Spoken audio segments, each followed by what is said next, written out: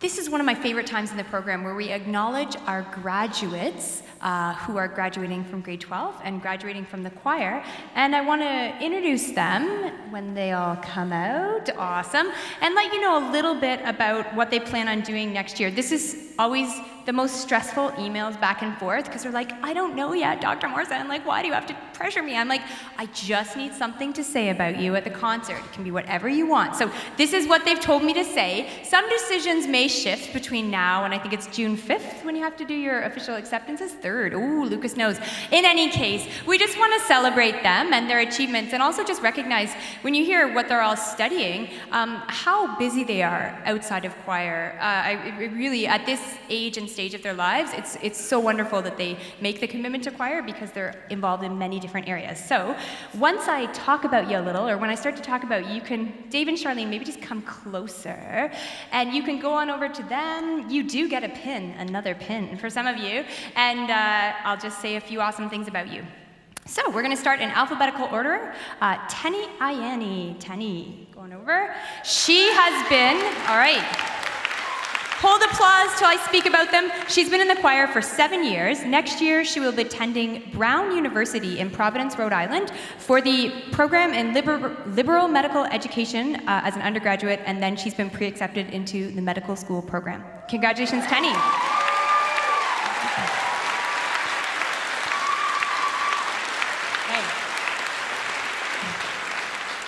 Applaud after I talk about them, or else this concert will be very long. So hold your applause till I say what they're doing. Lucas Bernashevitz. Lucas, as you know, has been in the chorister for 10 years, and next year he's going to be studying media studies at Guelph Humber University.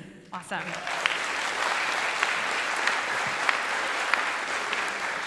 Crystal Chung. Crystal has been singing with the choir for 6 years, and next year Crystal will be studying life sciences at, she's like 99% sure, at Carleton University in Ottawa.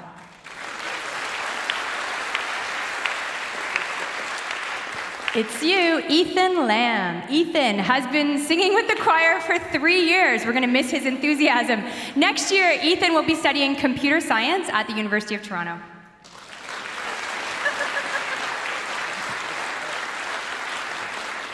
David Holdsworth. David has been singing with the choir for 4 years, and next year David will be studying chemistry somewhere. He would not give me an answer, so he's going somewhere.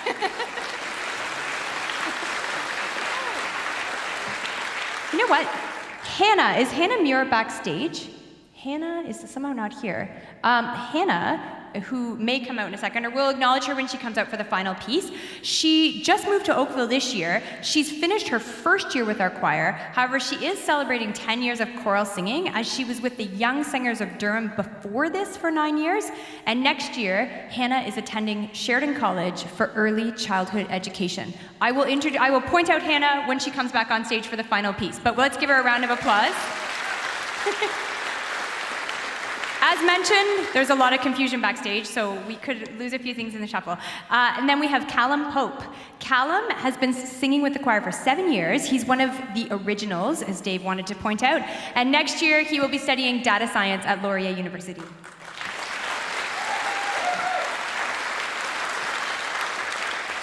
And last but certainly not least, Abigail Skiles. Abby has been singing with the OC for 5 years. Next year, she will take a gap year and then attend Urshan Bible College in St. Louis, Missouri to study music.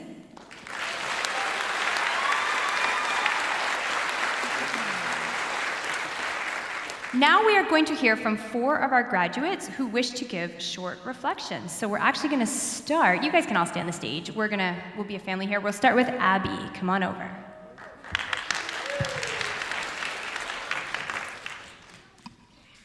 Too short for this. Here I Okay, great. Thank you. Okay, keep in mind, I'm in a choir, so I'm a singer, not a speaker. I don't do speeches very much, so just keep that in mind. So as I said, I've been in the choir for 5 years now, and throughout that time, I've been on different tours with like a bunch of different people. Those tours included Oregon and Newfoundland, some of my new favorite places now, even though like they're kind of small, but they're pretty great. and some special occasions in those places. In Newfoundland, me and my friend Avery were staying in a dorm room together, and it was about like 2 in the morning, and I was watching Netflix, because what else do I do? And I looked outside the window, and the moon was really pretty. Like, it was like so full, and then I woke her up in the middle of a sleep, and she was so mad at me, and I just was like, she was asking why I woke her up, and I was like, look at the moon, it's so pretty. Yeah, she still hasn't forgiven me for that one.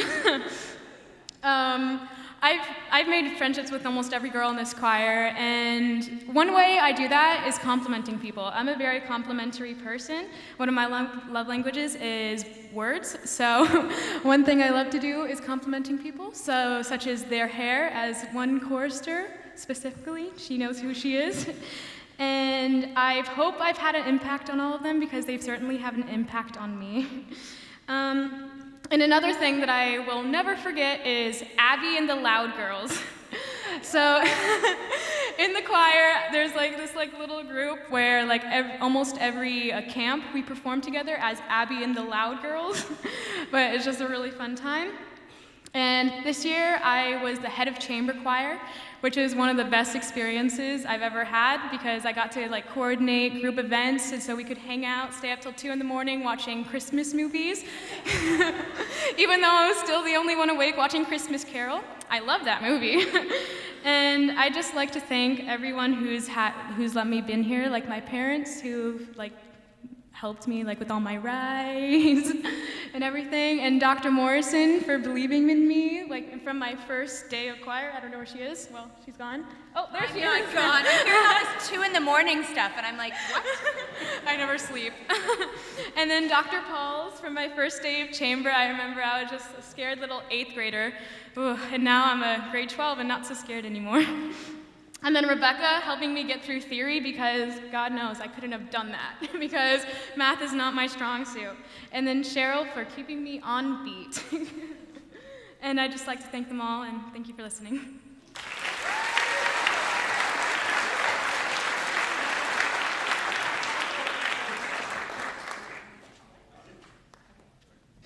Hi, everyone. I just want to personally thank the Oakville Choir for Children and Youth, formerly Oakville Children's Choir, for all of their continued support over my 10 years in this choir. It has been a roller coaster for me since day one when I started when I was 8 years old. And now coming here as a grade 12 and a graduate, it's just so surreal to think that I've been here for so long.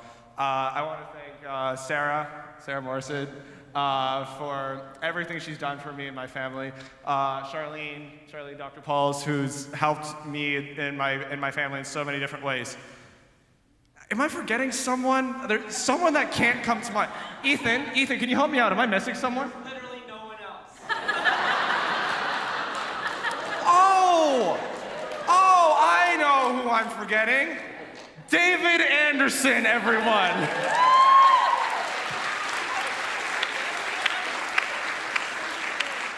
I would love to, from the bottom of my heart, thank Dave Anderson for everything he's done for me. For any time I had to miss due to something, he was so understanding and gave me so much support, helped me through so many scenarios, and made me a better performer from the first time I stepped into his room.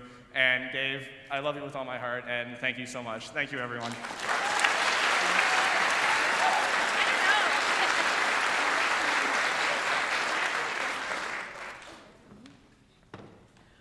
So my name is Crystal Chung, and originally I wasn't going to say anything, but, I've been here for 6 years, and I was thinking, when I leave tonight, if I didn't say anything, it just kind of, wouldn't sit right with me.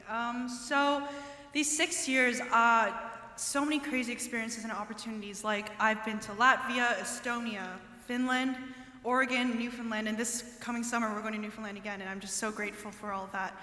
And another thing is that Oakville Choir, we have so many amazing women around, especially this year. We have Janessa, Victoria, Neela, Rebecca, Cheryl, Dr. Pauls, and Dr. Morrison, and I'm just so grateful for that, because every single one of these women are incredibly strong and just really great to look up to. And specifically, Dr. Morrison and Dr. Pauls, I I don't know, they're just like been role models for me. And even as a young girl, when I started, I was like 11, 12-ish. And it's just so important to have, like just someone to look up to and just always have, I don't know, like just someone to look up to. Another thing is the friendships that I've made. We're all kind of like a family, and we're all kind of like weirdly connected through like music. Like just today, when between our sets and the first concert, we were just sitting in like a circle, and we're just singing these songs from years ago in like perfect 4-part harmony. Like we've been rehearsing it like yesterday, and we're just singing these songs right after one another. And I just kind of stopped and looked, like I was like, wow, this is kind of, it's like a moment where I just realized it's really special to me. So yeah. Thank you.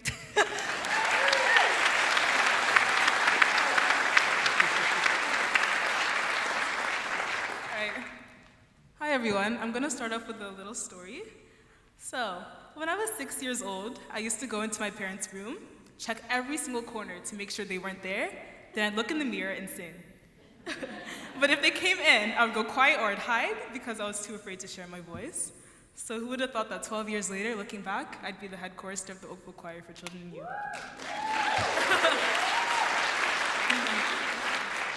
My mom and I talk all the time about how life kind of lines things up in such a beautiful and unexpected way. I think back to when we moved to Canada from Connecticut, and one of my friends told me she was joining this random community choir. I decided to audition too, and now it's so much more than a random community choir. It's my second home. Choir was the first place where I realized the strong impact that having a community can have on you. Even though I'd recently moved and was struggling to create a new identity, everybody at choir immediately accepted me for who I was. I made friends with people my age, younger than me, or up to even 5 years older than me. And it's been so amazing to see these friends come back as alumni, because it really shows the lifelong, close-knit community that choir fosters. But really, how can you not be close with your choir friends? It's impossible. Who else was there with you at the World Choir Games in Latvia to order pizza at 11 p.m.? Who else ran through torrential downpours in Estonia with you, or sang in a random city bus in Finland? Who else's floor did you sleep on at the University of Oregon, or toured the entire province of Newfoundland with? Your choir friends. And through these choir tours, I learned how beautiful it is to collaborate. There is no other place where you can literally be humming a song to yourself, and next thing you know, a finished choir is singing the whole song with you. It's so beautiful. But not only has choir taught me the importance of friendship and collaboration, it's also showed me the importance of sharing my own individual voice. Choir was the first place where I realized, hey, if I have a suggestion, I can speak up. I can lead this group, or I can audition for this solo or percussion line. But I also accredit this to the amazing directors, Dr. Pauls and Dr. Morrison, who were able to see the leader in me well before I could. And I have to take a moment to acknowledge the amazing women that have played such a crucial part in my life. Dr. Morrison, Dr. Pauls, Rebecca, Cheryl, Miss Janessa, thank you for showing me the positivity, humility, and poise that it takes to be a great leader. You inspire me to work my hardest. Especially Dr. Morrison, you've had such an important role in my life. And especially with the university application process, I accredit my success to you. Funny story, actually. Last year, Dr. Morrison took me out for a head chorister lunch, and she asked me where I was applying. At the time, Columbia University was my top choice, so I told her Columbia. And she was like, oh, yeah, I got in there for my doctorate. So I was like, oh, wow, you're a legend. And it's true. You're all legendary, and you inspire me to work my hardest. So to wrap things up, I want to end with one personal anecdote. I was recently talking to one of my friends, and I asked her, what's the hardest and most unexpected part about leaving the home? And she told me it's so crazy because you immediately lose your entire schedule and support system that you've always had. And I immediately thought of choir. I've spent over 350 Mondays in that St. Simon's basement, talk less of Tuesdays or Saturday concerts. Now I don't know what I'll do with those nights. But one thing I know is that I'll never lose this community or this support system. So thank you for the memories and growth, Oakville Choir, and thank you.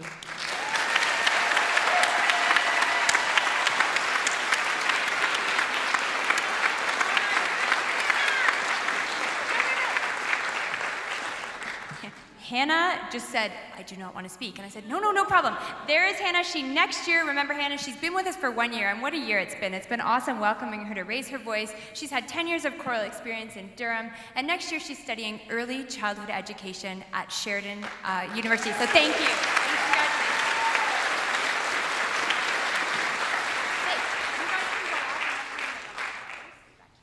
It is now my great pleasure. We'll get the house lights on. We're going to welcome back, quickly come up, our OCC alumni. They're going to come sing with us this afternoon. 3 songs conducted by 3 different people. And I want to just take a second as they come up. Chamber choir can come on the stage at the same time. And thanks to our alumni coordinator. This is Mitchell Watt. And he's done such a fantastic job keeping in touch with people and sending music and reminders. So thank you to Mitchell.